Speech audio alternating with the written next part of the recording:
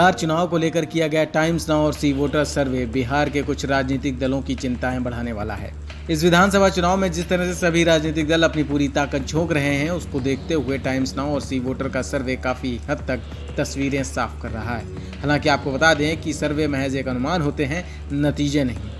Times now see voter सर्वे में माना जा रहा है कि बिहार में नीतीश कुमार फिर से सत्ता में वापसी कर सकते हैं। यही नहीं, सीटों के लिहाज से देखें तो जेडीयू को 70 सीटें मिलने का अनुमान जताया गया है। वहीं विरोधी दलों में राष्ट्रीय जनता दल को इस चुनाव में फिर एक बार हार का सामना करना पड़ सकता है। इतना ही नहीं, सर्वे के नतीजों में बताया गया है कि इस चुनाव में एनडीए के सामने तेजस्वी यादव का कोई जादू नहीं चलने वाला। सीटों पर गौर करें तो सर्वे में राजद को 56 सीटें मिलने का अनुमान जताया गया है। वहीं भारतीय जनता पार्टी को इस सर्वे में 85 सीटें मिलने का अनुमान है। वहीं इस चुनाव में तेजस्वी के अलावा चिराग पासवान भी कुछ कमाल नहीं दिखा पा रहे हैं। आगामी चुनावों में बीजेपी जेडीयू गठबंधन वाली एनडीए 48.2% वोटों के साथ 160 सीटें जीत सकती है। ओपिनियन पोल के मुताबिक एलजेपी को सिर्फ 5 सीटें मिलती दिखाई दे रही हैं। अनुमान के मुताबिक एनडीए से अलग होने के बाद चिराग पासवान को कुछ खास फायदा होता नहीं दिखेगा। 2015 के विधानसभा चुनाव में भी एलजेपी अच्छा प्रदर्शन नहीं कर सकी थी। बिहार चुनाव से पहले ही चिराग पासवान एनडीए से अपना नाता तोड़ चुके हैं। हालांकि उन्होंने ये बात साफ की थी कि वह चुनाव मैदान में एनडीए के खिलाफ नहीं बल्कि सिर्फ जेडीयू के खिलाफ हैं।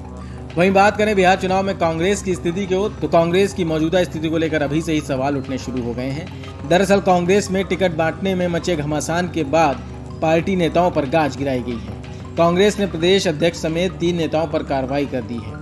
खबर है कि कांग्रेस में बिहार विधानसभा चुनाव में उम्मीदवार चुनने को लेकर ही गड़बड़ी का मामला सामने आ गया है। ऐसे में ऑल इंडिया कांग्रेस कमेटी ने चुनाव चयन समिति से प्रदेश अध्यक्ष मदन झा, सदानंद सिंह और कांग्रेस सांसद अखिलेश सिंह को चुनाव अभियान समिति से ही आउट कर दिया है। यही नहीं, इन तीनों नेताओं को बिहार चुनाव की 6 कमेटियों में भी नहीं रखा गया है।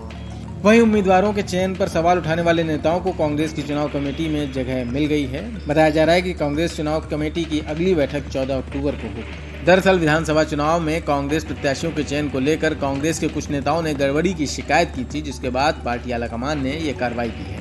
हालांकि कांग्रेस के बिहार प्रभारी शक्ति सिंह गोहिल ने इसमें एक नेता के बारे में खंडन किया है। शक्ति सिंह गोहिल के मुताबिक सदानंद सिंह को चुनाव कमेटी से नहीं हटाया गया है, वो अपने पद पर बने हैं।